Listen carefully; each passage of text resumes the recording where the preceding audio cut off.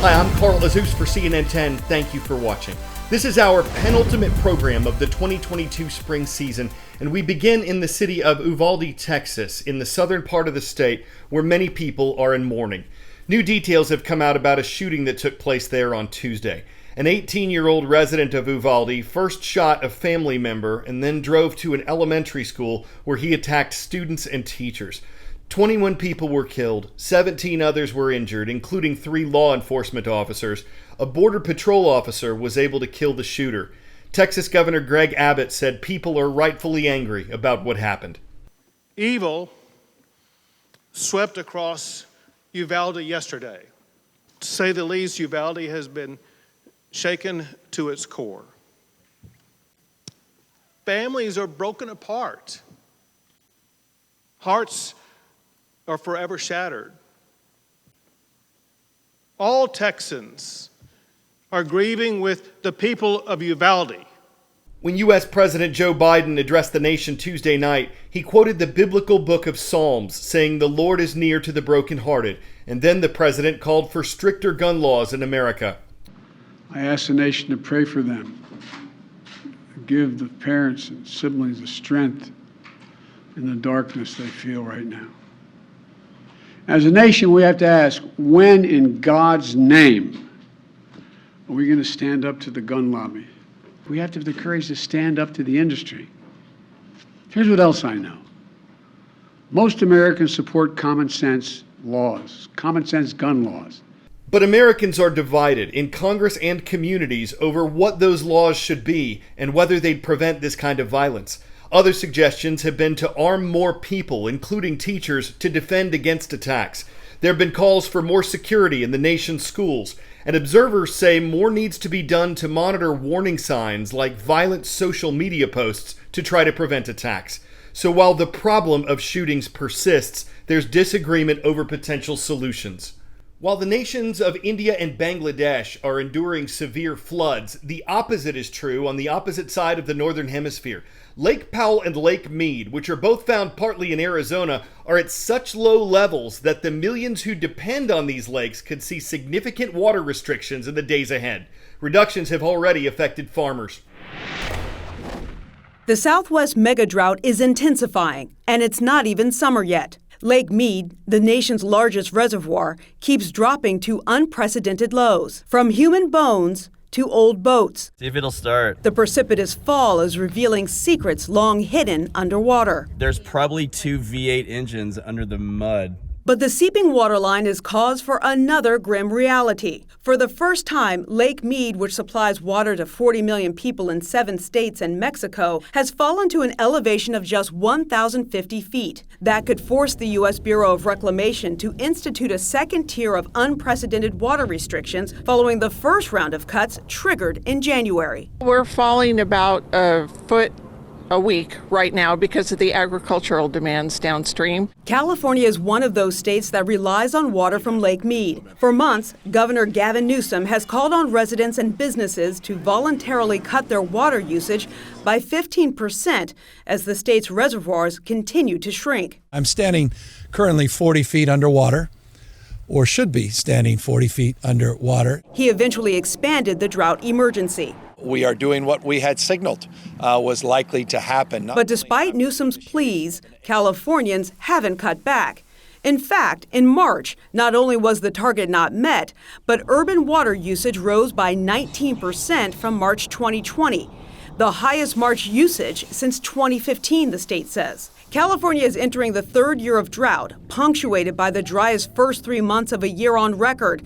And its 2 largest reservoirs, Shasta Lake and Lake Oroville, are at critically low levels, standing at just half of their historical averages. The data spurring Newsom to call a meeting with the state's largest urban water suppliers, pressuring them to beef up their water conservation efforts amid the urgent water crisis, or potentially face a significant reduction in water use statewide this summer. 10-second trivia. Yellow-eyed, Fiordland-crested, and macaroni are all types of what? Lark, gecko, penguin, or moose? These are all types of penguins, and 2 of them are found in New Zealand. According to the International Union for the Conservation of Nature, the yellow-eyed penguin has been an endangered species for decades. The threats it faces include disease, predators, and being accidentally caught in fishing gear. Fjordland penguins are doing better in the wild. They're classified as near threatened. That's also from fishing, predators, and disease, plus habitat changes. You can find both species at a conservation center in New Zealand. On New Zealand's South Island coast, on 150 acres of private land, Penguin Place is a rescue and rehabilitation center for sick, starving, and injured penguins. It's also a haven for this native endangered species. Hoihoa is the Māori word for yellow-eyed penguin, and it means noisy shouter. So chances are if you are going to see one, you'll hear them screaming at each other. They are the world's only solitary species of penguin, so they don't like each other. They don't seem to like human contact either, says Penguin Place Conservation Manager Jason Van Zanten.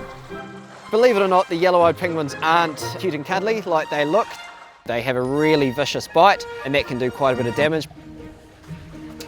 Many of these birds come to Penguin Place from the Dunedin Wildlife Hospital nearby, where they're under the care of founder and director Dr. Lisa Argilla. I love penguins. They're quite sassy little individuals. They all have their own individual personalities as well. Possibly. This is a Fjordland crested penguin, or tawaki. It's one of New Zealand's rarest mainland penguin species. A lot of our New Zealand penguins are in such strife, reaching sort of levels of being endangered. Just trying to save these guys as best we can, stop them becoming extinct. Yeah, you feel better? Dr. Argilla and her team treat up to 50 penguins here per season. Most of the injuries we see are actually predator related. So this guy has got what we would be consistent with the nasty gash wounds all over the feet from a barracuda. At Penguin Place, these young birds are feeling the effects of climate change, unable to find enough food in the ocean due to rising sea temperatures, as well as fishing practices, Van Zanten says. Around 80% come in underweight and need fattening up. These birds have been declining a lot recently. In the last 10 or so years, we've lost about 3/4 or 75% of the population. So that's a lot really, really quickly. Humans also have a big part to play. A lot of our public beaches, unfortunately, do have a lot of foot traffic on it, and we cause a lot of disturbance for these birds. Private reserves like this are really important for the species ongoing. The work we're doing is absolutely critical for these guys and their survival here on the mainland. For Van Zanten's birds, things are looking up. But for the full recovery of these penguin species, it's baby steps. About a month ago, we asked you to send in original artwork designed around the number. Well, here's why. We are shining up some slick new graphics for when our show relaunches in August. We're getting a whole new look. So even though our summer hiatus starts next week, here's a bit of a sneak preview for those who can't wait to see what's coming up on CNN 10.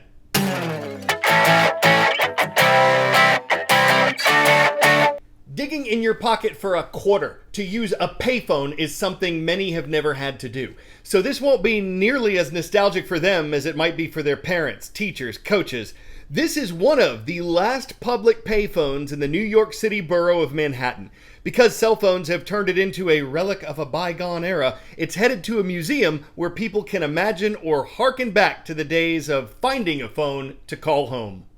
Like E.T. Now, people who thought that was a bad call might have said there's a disconnect and called the decision dialed tone deaf. They might have told the city to hold the line while they petitioned their Rotary Club to take action. But it was not a move made out of switch boredom. There were Pennsylvania's 5,000 reasons to do it, even if some folks got hung up on the decision. I'm Carl Azus, Lane Tech College Prep. Shout out to you watching from Chicago, Illinois. There is one more show to go before we do for the summer break.